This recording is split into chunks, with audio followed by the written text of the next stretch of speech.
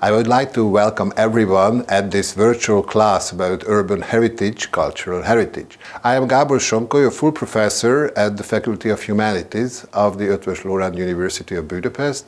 I'm a historian and I started studying and researching cultural heritage some more than 20 years ago. Actually, I was intrigued by the fact that the first Orbán government changed the name of the cultural ministry to cultural heritage, a notion not many persons understood that time. Since then, I understood that cultural heritage is a global notion. It's a very wide concept, uniting built heritage, natural heritage, intangible heritages, etc.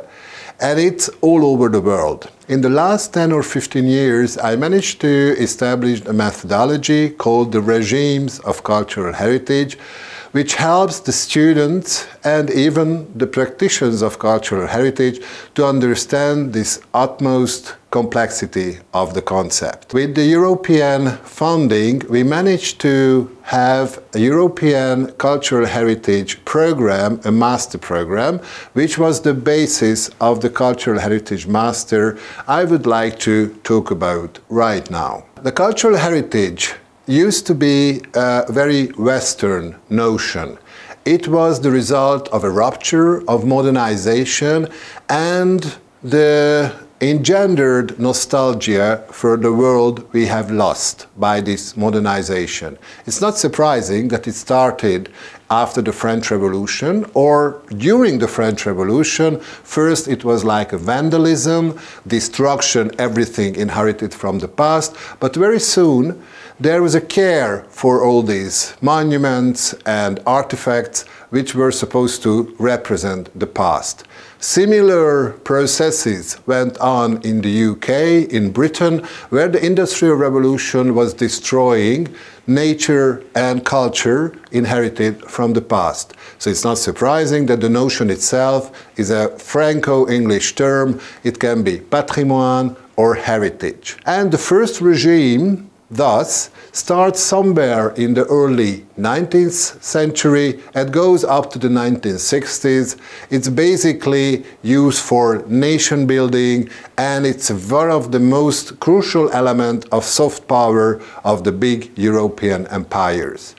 The first big change occurs in the 1960s when the UNESCO, which was supposed to create a united human civilization, found this notion, the heritage and later the word heritage, as the uniting factor to create a common denominator for all countries of the world to feel their belonging to humanity.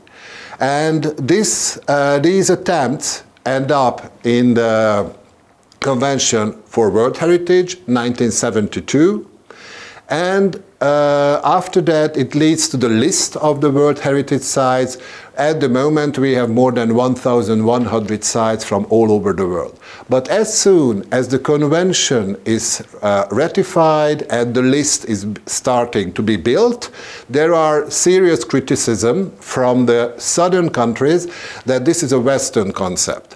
And all this criticism from the 1990s led to, I suppose, a new regime which introduces new notions to the cultural heritage, such as intangible heritage, cultural diversity, cultural rights, and in the case of urban heritage, historic urban landscape.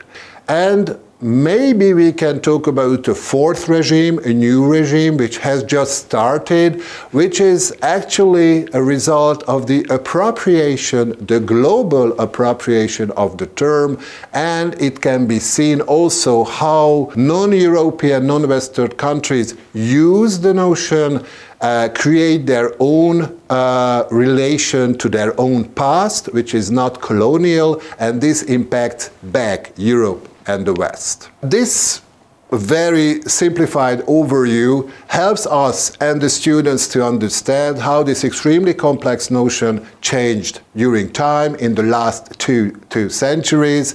And you can see here a kind of analysis how different indicators can be used to analyze the development of urban heritage. So if we stick to the three regimes, we can analyze it through territory, through its temporality, so the notion of community, and of course the notion of authenticity, which became extremely important through the actions of UNESCO. So what is the territorial development? First, the territory which was protected through cultural heritage was the monument, a lonely monument, which was cleaned, which was white, which was a kind of detached from its surrounding, and then the notion of historic center. In the second regime, it developed to the site and the zone which is supposed to be protected, and now this very Western and very static approach became more like dynamic through the notion of historic urban landscape or the visual integrity, which is a kind of counterpart of the historic urban landscape. From the perspective of temporality, as I said before, heritage protection is based on a rupture. It's a result of the modernization, and and immediately there's a nostalgia from the beginning of the modernization for the world we have lost. And after that, it becomes to a conservation, and through UNESCO, every country in the world which ratifies the convention must accept the notion. They must build an infrastructure and a network of institutions, and they must put them into a legal system. So the idea of static conservation, this very Western European term, becomes global. But the third regime is very much critical about this, and from conservation they put emphasis of preservation, which is more like a continuous perception of time, which is not based on the rupture, my modernization, and it's actually in the context of a city, this is the management of change. So this is a dynamic approach to heritage. And from the notion of community, first, in the first regime was very top-down. This is a modern state and the modern nation building, constructing itself. So it was the elite who told people how they should build their own identity and think about themselves. With the UNESCO, with the World Heritage, it becomes global. So it's the UNESCO who tells the world how to create their culture and how they think about their own place in the global context.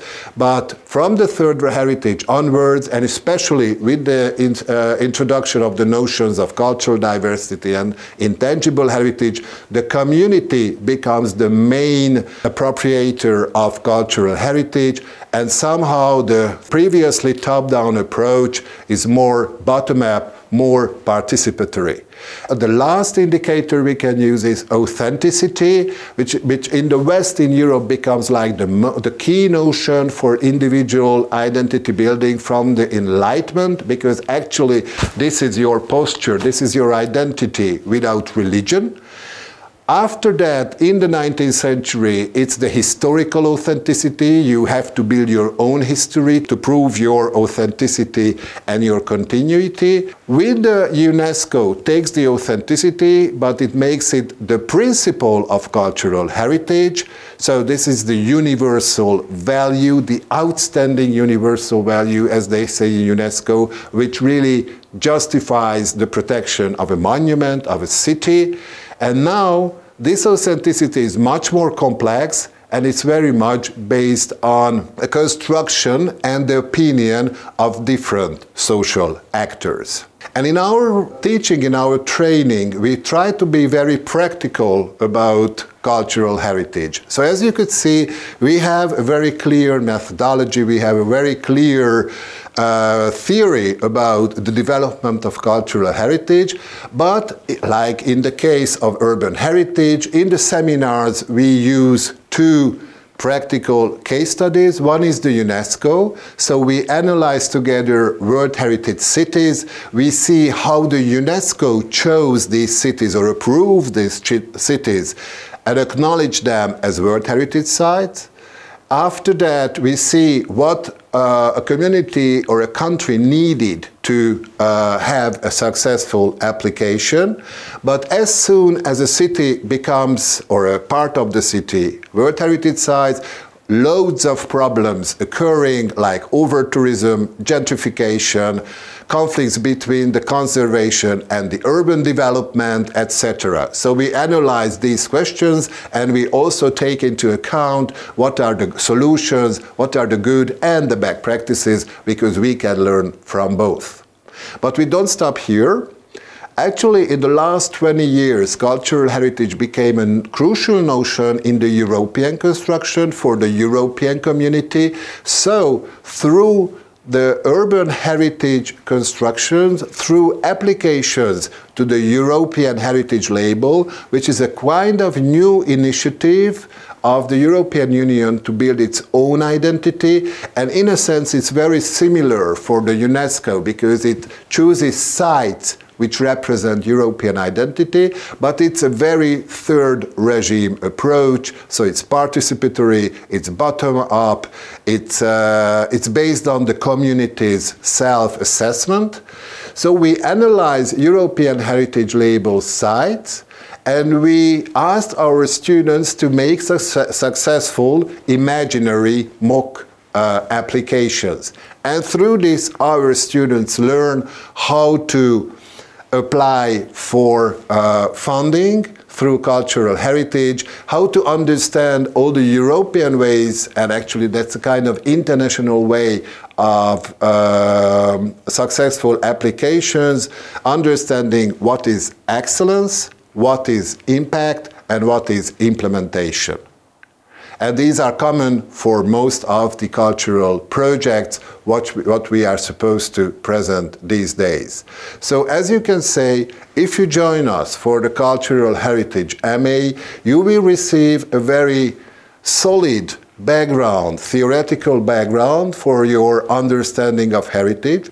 We have a very global approach. As I said before, we built our Cultural Heritage MA on the experience what we gained from the European Erasmus Mundus program, in which we had partners like the École des Hautes Études in Paris, the Charles University in Prague, the Catania University in Italy, and the Laval University in Quebec, Canada. And we learned how to work together. We had 180 students from 60 countries, from between Korea and Chile. So we learned how to deal with students from different backgrounds. We respect that, we appreciate that, and actually we have a lot of fun working with students from all over the world.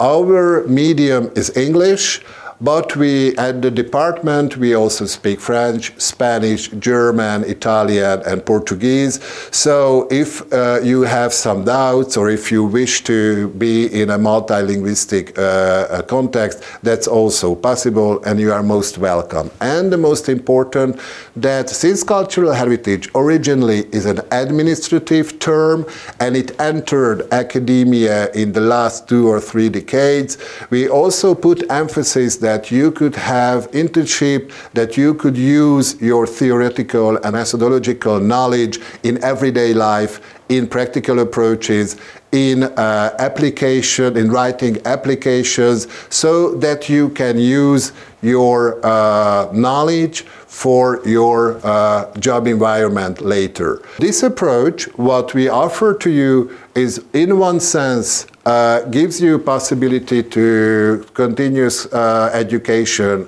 for a PhD. At the same time, it's also possible to have practical knowledge about cultural heritage management. So thank you for your attention, and I do hope that we can welcome you in person, maybe this year in Budapest. Goodbye.